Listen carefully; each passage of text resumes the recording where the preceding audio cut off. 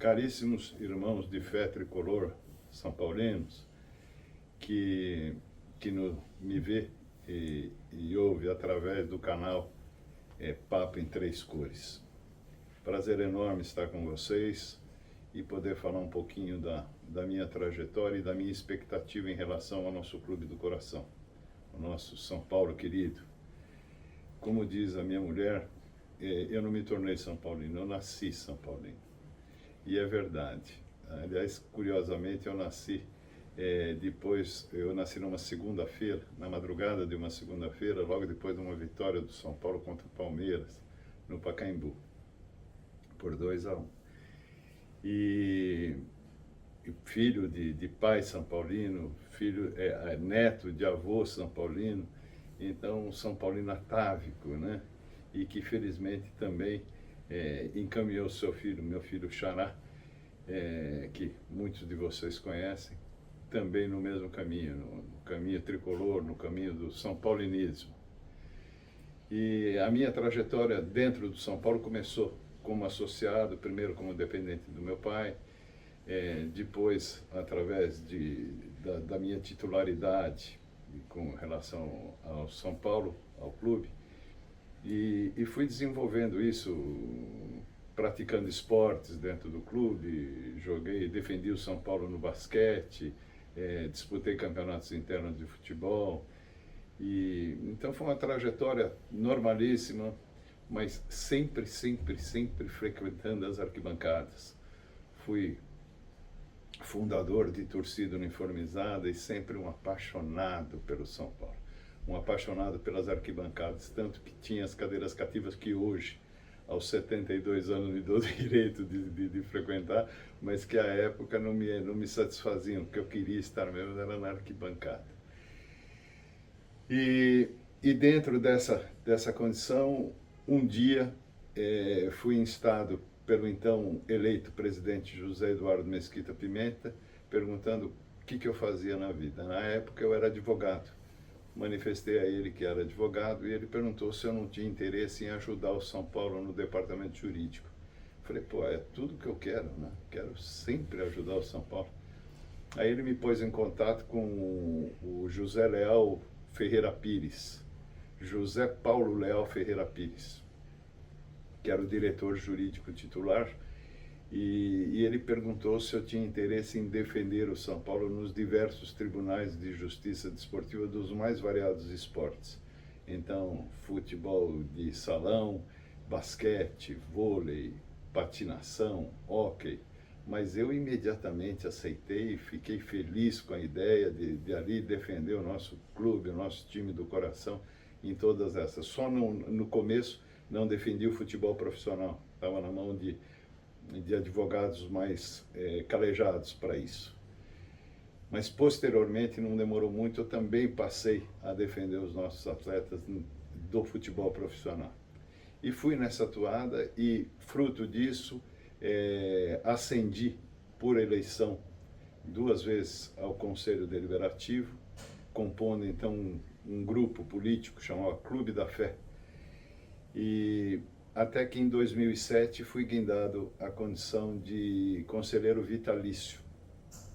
E para minha felicidade, para o meu orgulho, mas sempre defendendo e sempre exercendo alguma atividade no São Paulo. Nesse sentido, eu cheguei a ser diretor jurídico pleno, fui diretor adjunto do social, fui vice-presidente, fui diretor de futebol adjunto, diretor secretário-geral e tive o imenso orgulho de exercer a presidência do Conselho Deliberativo por 2 gestões. Uma, substituindo temporariamente o Ademar de Barros, que adoeceu e acabou falecendo. Então, exerci essa presidência em substituição a ele. E depois, porque eleito para mais uma gestão, então exerci na plenitude a presidência do Conselho Deliberativo. E hoje, mercê da minha atividade profissional, hoje eu sou desembargador do Tribunal de Justiça de São Paulo, componho a 2ª Câmara de Direito Privado, eu não posso mais exercer cargos executivos. Então, as minhas atribuições no São Paulo, no que se refere a diretorias, ficaram extremamente prejudicadas. Mas, por outro lado, isso me deu um ânimo revivido para atuar como conselheiro. E foi nessa condição que, ultimamente, depois de apoiar inúmeras gestões, me senti apto a me opor a desmandos que via que estavam acontecendo no São Paulo. Primeiro, até nada radical. Tentamos, eu, José Alexandre Médici e José Jacobson Neto, um contato com o Júlio, explicando para ele qual era a nossa expectativa em relação e que entendíamos que existiam algumas pessoas que não mais poderiam pensar em compor a diretoria do São Paulo. Num primeiro momento ele falou que elas não comporiam, mas depois, para nossa surpresa, para nosso espanto, vimos que eles estariam compondo a diretoria, compondo o grupo que iria gerir o São Paulo. Então, imediatamente fizemos uma reunião com ele e manifestamos que a partir daquele instante não mais o apoiaríamos. E realmente foi assim. E uma situação que me entristece é quando eu falo que o São Paulo nunca teve oposição. O São Paulo sempre teve oposição. A verdade, porém, é que era uma oposição que ficou pequena, porque criou-se um grupo de apoio, a que se deu o nome de coalizão, que então agregavam 8 grupos de apoio ao presidente Júlio Casares, e que assinavam embaixo em tudo, exatamente tudo o que ele fazia, tudo aquilo que ele propunha. Então, e nós sempre éramos 20, 25, 30, que nos opunhamos àquilo, que não concordávamos com aquilo, mas era insuficiente. Chegou um ponto até que, quase que de desânimo, que chegamos a pensar até em pedir licença do conselho, porque tudo aquilo nos aborrecia muito. Mas, felizmente, tudo tem um fim e tudo tem um começo. Então, sentimos que, por força de uma situação horrorosa que envolveu os camarotes do São Paulo e que é de conhecimento geral, algumas barbaridades estavam sendo cometidas no São Paulo. E, fruto dessa situação inicial, foi se aprofundando e vendo que os absurdos eram muito maiores e atingiam inúmeras outras áreas. Então, sem pestanejar, formamos um grupo de oposição maior, hoje composto, o nosso é o Salve o Tricolor Paulista. Inicialmente o salve era do verbo salvar, e hoje é uma interjeição, Vivo São Paulo. Mas no começo, quando era o Salve o Tricolor Paulista, porque ele precisava de salvação, ele estava na iminência de acabar. O déficit aumentava ano a ano e sempre de forma absurda, com receitas muito grandes que não eram computadas. Por essa razão, então, o nosso grupo cresceu e começou a se movimentar maior, com maior intensidade. E a partir daí, então, num determinado momento, certo de que o São Paulo estava tendo gestão temerária e que não estava tendo o devido atendimento a todas as suas necessidades básicas, entendemos que estava havendo um desleixo muito grande na condução Então, fizemos um requerimento de destituição do presidente. Firmado por nós, 57, que compunhamos o Salve o Tricolor Paulista. Para que eu não peque aqui e fale alguma coisa, alguma inverdade, me parece que alguns não compunham ainda o nosso grupo, que pertenciam à coalizão, mas já estavam quase que se desligando dela. Mas então, com essas 57 assinaturas, então foi formulado o pedido de destituição do presidente, que deveria ser precedido de uma reunião do Conselho Consultivo,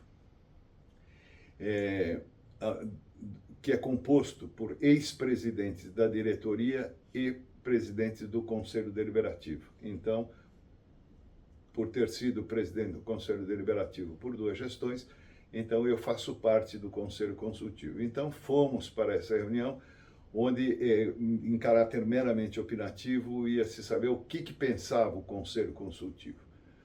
Dentro dos seus judiciosos critérios, e eu não vou entrar no mérito, que isso é convicção própria, nós éramos em 7 a votar. Porque estavam presentes também o Júlio Casares, mas ele não poderia votar porque ele era o maior interessado. Então, mas ele presente ali, 6 dos presentes, dos 7 votantes, votaram contra a destituição do presidente e da sua diretoria, e eu me mantive fiel a todas as minhas convicções, me mantive fiel ao meu amor pelo São Paulo, me mantive fiel à certeza de que, do jeito que estava indo, o São Paulo ia falir. Então, me posicionei favoravelmente à destituição do presidente, ali na frente dele, sem qualquer constrangimento, porque era fruto de minha convicção pessoal. E aquilo que, num primeiro momento, se traduziu numa minoria, porque foram 6 votos contra 1, tomei uma goleada de 6-1, se transformou numa goleada absurdamente grande, quando 188 conselheiros, então já sem aquele apego da coalizão que se desfez, se posicionaram a favor do impeachment do presidente, a favor da sua destituição. Então, e com muita alegria, a gente vê agora que o nosso conselho está imbuído de um outro propósito. É bem verdade que ainda de uma forma tímida em relação a alguns, mas de forma mais arrojada. E o nosso grupo começa, o Salve Tricolor Paulista, começa a ganhar adeptos. Isso para a gente é uma satisfação enorme. Então,